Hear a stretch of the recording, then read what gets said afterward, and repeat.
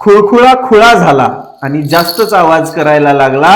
त्याला माहितीये सत्ता थोड्या दिवसांची आहे, त्या थोड्या दिवसामध्ये इथल्या जनतेला लुटा, शेतकऱ्यांना लुटा, पाहिजे तेवढा पैसा कमवा, गडगंज श्रीमंत व्हा आणि सत्ता सोडून द्या. हो, हे आहे, हे पुरावे दाखवतायत.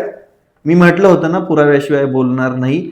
7,500 एकर जमिनीवरती इथल्या सत्ताधाऱ्यांचा डोळा आहे, जी मूळ मालकांची आहे, जी शेतकऱ्यांची आहे. हे 20 ऑगस्ट 2024 जजमेंट आहे बॉम्बे हायकोर्टाच्या छत्रपती संभाजीनगर बेंचचं. याच्यामध्ये स्पष्ट लिहिलेलं आहे की ज्या जमिनी आहेत त्या जमिनी शेतकऱ्यांना परत द्या. त्यानंतर 23 सप्टेंबरला हा मंत्रिमंडळ निर्णय झाला. या मंत्रिमंडळ निर्णयामध्ये स्पष्ट लिहिलंय की कोर्टाच्या आदेशानुसार या जमिनी मूळ मालकाला परत देण्यात येणार आहे. त्याचा GR पण काढला गेला.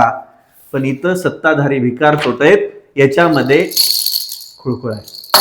हो, ही आहे 23 जानेवारी 2026 ला स्थापन झालेली मंत्रिमंडळ उपसमिती. याच्यामध्ये स्पष्ट लिहिलेलं आहे, महाराष्ट्र राज्य शेती महामंडळाची हरेगाव मळ्यावरील श्रीरामपूर येथील 4000 एकर क्षेत्र महाराष्ट्र औद्योगिक विकास महामंडळास हस्तांतरित करण्याच्या अनुषंगाने, पण MIDC ला हस्तांतरित करत असताना ही जमीन द्यायची कोणाला? ZR2 ग्रुप होल्डिंग्स लिमिटेड या कंपनीला 4000 एकर जमीन द्यायची. टोटल 7500 एकर जमिनीचा घोटाळा आहे. राजकीय हितसंबंध आणि मोठ्या माणसांना, मोठ्या भिकारचोट उद्योगपतींना मोठं करण्यासाठीचा हा डाव. ही कंपनी आहे. या कंपनीमध्ये विखे पाटलांचे सगळे आर्थिक हितसंबंध दिसतात. ही जी कंपनी आहे हीच मुळात वादग्रस्त आहे. या कंपनीच्या एका अकाउंट वरती एका महिन्यात 100 करोड रुपये आलेत. 100 करोड. इथं नाही ईडी लागणार, इथं नाही CBI येणार, इथं कोणतीच यंत्रणा काम नाही करणार, कारण की यांनी सगळ्यांनी मिळून हे केलंय.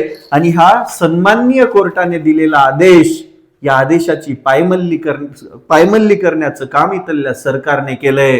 माझी फडणवीसांना विनंती आहे की मूळ शेतकऱ्यांच्या जमिनी तुम्ही लाटायचा जो प्रयत्न करणार आहात तो वेळीच बंद करा.